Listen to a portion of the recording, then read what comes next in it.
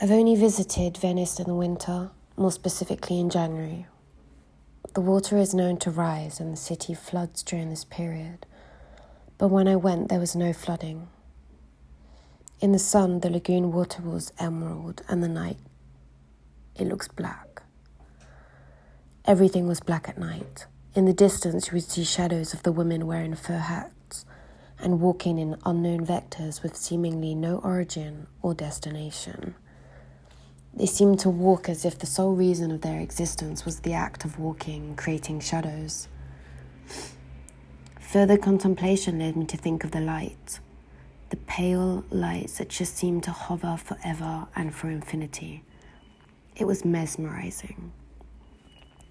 I couldn't stop looking at the pale light glowing from the old lamps. I followed them throughout the city centre and realized I was walking in circles.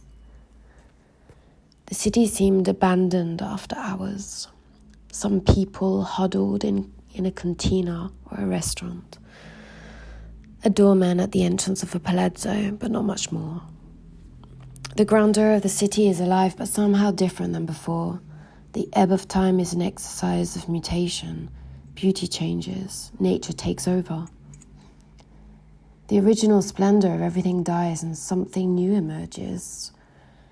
Everything warps to achieve new awe like a plant fighting to survive. With some luck, you can peek through windows and see inside the palazzo. I saw a man on his phone.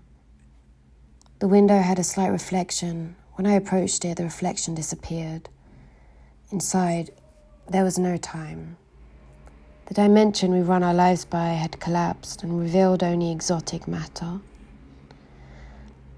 I no longer knew in what direction things were growing or changing.